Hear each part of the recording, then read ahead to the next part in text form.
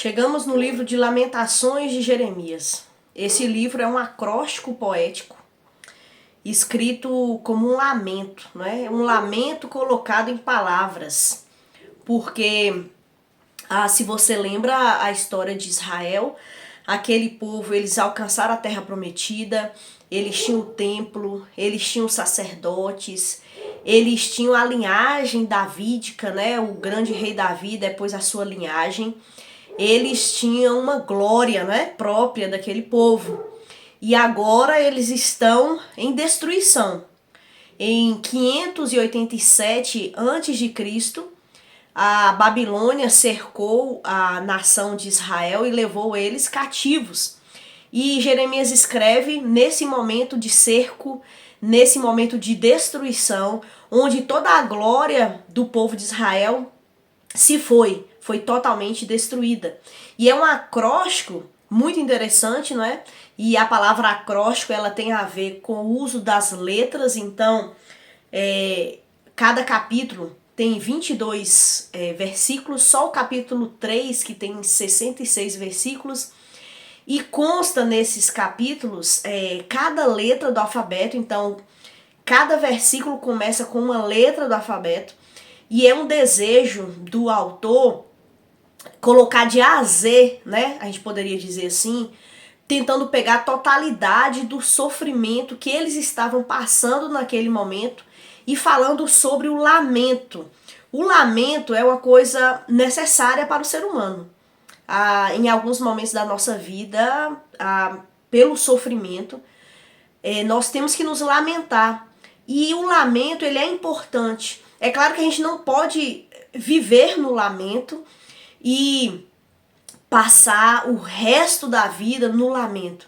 Mas o lamento, ele faz parte da vida diante do sofrimento e ele é terapêutico se a gente vive o lamento.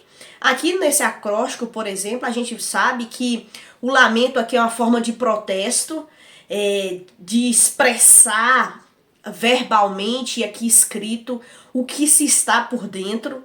É uma maneira de processar as emoções, então essa importância do lamento, quanto mais se fala, no caso aqui se escreve, se pensa a respeito e transmite isso de alguma forma, né? Isso se exterioriza, é importante.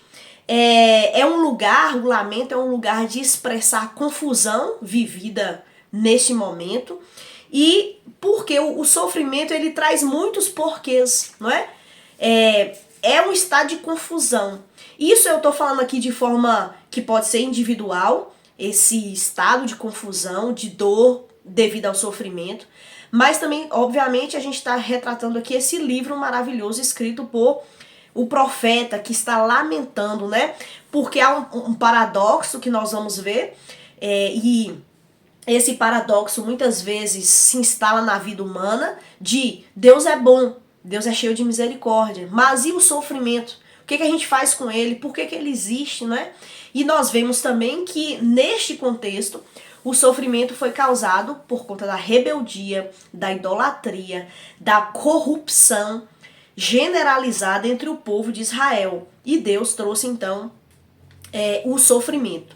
E aí nós vemos essa forma de escrita tão bela com este acróstico dito aqui no livro, né? Ele é estrutura, porque veja, a estrutura desse livro, ela foi muito bem pensada e escrita de uma forma muito inteligente, porque o autor, diante da dor, ele escreve um livro estruturado, ele escreve um livro linear, ele escreve um livro muito bem pensado, usando cada letra do alfabeto hebraico para dar início a cada seção de versículos, ou melhor, a cada versículo.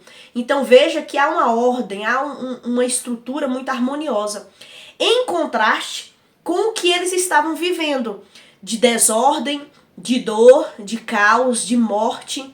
Lembra, a gente tem lido a Bíblia, e Deus ele foi prometendo, olha, se vocês não se arrependerem, vai vir sofrimento, vai vir dor, muitos serão mortos à espada, na peste, a fome, e muitos serão levados cativos. Então Deus ele falou isso durante 400 anos, gente. Não foi pouco tempo. Não foi pouco tempo. Durante 400 anos, Deus usou diversos profetas para trazer uma mensagem para o arrependimento. Mas chegou no momento, então, que Deus ele teve que trazer esse juízo. E é isso que nós vimos, né? O capítulo 1, que consiste de 22 versículos, por quê? Porque o alfabeto hebraico consiste de 22 letras, vai tratar sobre o pesar e a vergonha da Senhora de Sião, uma referência ali a Jerusalém, colocada como uma viúva, como alguém que está em sofrimento, e essa viúva ela está em dor, porque ela foi abandonada e ela está só. O capítulo 2, constituindo também de 22 versículos, ele vai falar exatamente sobre a queda de Jerusalém, né? Ele vai falar os motivos, né? Então, Jerusalém caiu e o sofrimento veio por conta do pecado, e a ira de Deus foi derramada. E o autor traz pra gente que Deus ele é tardio em irar-se, mas em algum momento a ira de Deus vem, porque ele prometeu, como eu já falei, não é?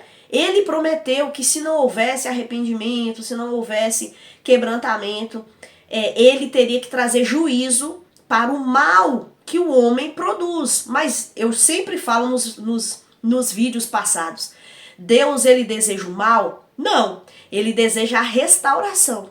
Mas se não há conversão, se não há arrependimento, o homem terá que enfrentar as consequências da sua desobediência, as consequências da sua rebelião. O capítulo 3, ele vai usar uma outra maneira aqui de linguagem para trazer esse sofrimento, agora falando sobre o sofredor, não é?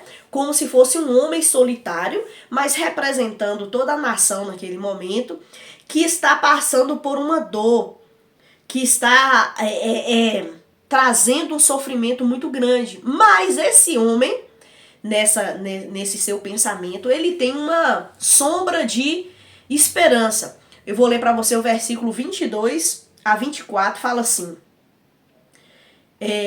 as misericórdias do Senhor são a causa de não sermos consumidos, porque as suas misericórdias não têm fim. Novas são a cada manhã. Grande é a tua fidelidade. A minha porção é o Senhor, diz a minha alma, porquanto esperarei nele. Apesar do caos e da dor, havia essa esperança, que as misericórdias do Senhor foi a causa de não ser todos consumidos completamente. Ou seja, o Deus que durante 400 anos falou que ia trazer um juízo se não houvesse arrependimento, e de fato trouxe, esse mesmo Deus falou o tempo todo que ele não ia destruir completamente a nação de Israel. Por quê? Pela promessa feita a Abraão, a Isaac, a Jacó, pela promessa feita lá para Adão e Eva, de que através dessa nação viria o Salvador do mundo. Então o Deus que faz promessas é o Deus que cumpre as promessas.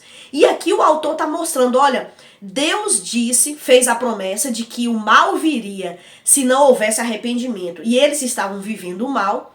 Esse mesmo Deus também fez a promessa de que não seria totalmente destruído e que viria o Salvador, que resolveria o problema da humanidade, que é Cristo Jesus. E nós sabemos que Deus cumpriu essa promessa. Enviou o Salvador, e a nação de Israel até hoje não foi destruída. Por quê? Pelas misericórdias do Senhor. E essas misericórdias se aplicam a nós. Nós não somos destruídos completamente por causa da misericórdia do Senhor.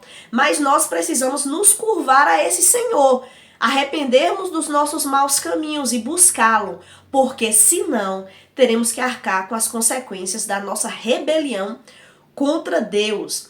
E aí o capítulo 3, ele sai um pouco do padrão, todos têm 22 versículos, mas o capítulo 3 tem 66 versículos. Cada letra do alfabeto compõe 3 versículos. Então você vai perceber isso na sua leitura, né, sobre esse servo sofredor. O capítulo 4, deixa eu passar aqui, o capítulo 4 também é constituído de 22 letras, e ele vai falar sobre o cerco, né? Como se deu, como está o cerco. E ele vai fazer um paralelo para explicar como era e agora como está por conta do cerco babilônico. Era uma estratégia naquela época para se conquistar uma cidade. o exército cercava e aí começava a haver fome, pestes, né, doenças se proliferavam porque não tinha água mais potável, água limpa, as fezes, né, o saneamento básico não tinha, então as pessoas começavam a ficar com a cidade muito poluída, e aí começava a haver violência, né, por conta de um tentando pegar talvez o que o outro tinha ali para poder se alimentar, pessoas morriam e ficava um estado terrível ali dentro da cidade, então é uma coisa muito horrível.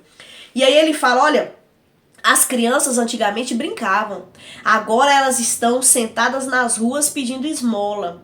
Os ricos faziam festas, agora eles cavam com as unhas a terra para achar algo para comer. Os líderes eram cheios de pompa e de esplendor, agora estão jogados no chão pedindo esmola, sujos e miseráveis. Então ele faz esse retrato de como está a população. E o versículo 5, ele para com esse padrão. Ele tem 22 letras, mas agora está tudo em desordem. O autor, propositalmente, não escreve naquela ordem alfabética como nós vimos nos outros. Por quê? Porque agora é como se ele explodisse no seu luto. Isso aqui é um lamento de luto, né? É como se ele explodisse para mostrar o caos e a desordem que está sendo vivenciada naquele local, né? E aí ele vai falar sobre uma oração, agora essa oração ela é uma oração comunitária, lembrando que o sofrimento não afeta só uns, mas afeta todos, e aí ele vai falar, né, mães, príncipes, líderes, pais, meninos, todos são afetados pelo sofrimento. E o livro termina com um paradoxo que muitos que sofrem enfrentam esse paradoxo. Versículo 19 do capítulo 5 fala assim: Tu, Senhor, permaneces eternamente, e o teu trono de geração em geração. Então o profeta, ele sabe que Deus é todo poderoso e que ele domina todas as coisas. Mas aí ele vem fazendo perguntas. E quando nós passamos pelo sofrimento, muitas perguntas surgem. E aqui nós vemos isso, né? Olha só o que ele disse. Por que te esquecerias de nós para sempre? Por que nos desampararias de tanto tempo? E o último versículo, versículo 22. Por que nos rejeitas totalmente? Por que te enfurecerias contra nós de tão grande maneira? Então, é interessante isso. O sofrimento, ele traz perguntas. O livro termina sem a resposta, mas nós sabemos que o Senhor, ele restaura esse povo. Ele não destrói totalmente. E ele faz muitas promessas que ele já havia feito, né? Ele continua fazendo promessas a esse povo de que vai restaurar. E nós sabemos que as promessas do Senhor, elas se cumprem. Então nós podemos descansar na soberania do Senhor, apesar de não entendermos tudo, apesar de não termos as respostas que tanto nós almejamos. Então nós podemos descansar no Senhor. Não necessariamente nas respostas, porque às vezes a gente não tem, mas nós podemos descansar que esse Deus de amor é o Deus que vai restaurar, mas nós precisamos confiar nele.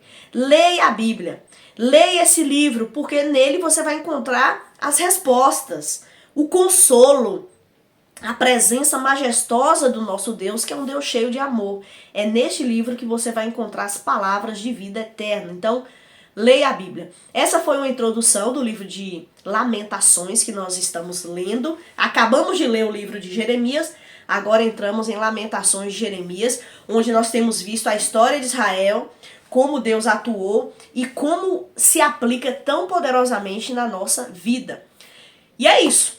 Muito obrigada por você ter acompanhado até aqui. Se você ficou até aqui, espero que você consiga e possa dar um like, compartilhar esse vídeo, fazer comentários, né, que se você desejar. E seja muito bem-vindo ao nosso canal. Eu ainda não me apresentei, mas meu nome é Alba e eu espero que esse canal seja bênção na sua vida, tá bom? Vamos continuar firmes na leitura da Bíblia porque o ano ainda não acabou. Então, até mais.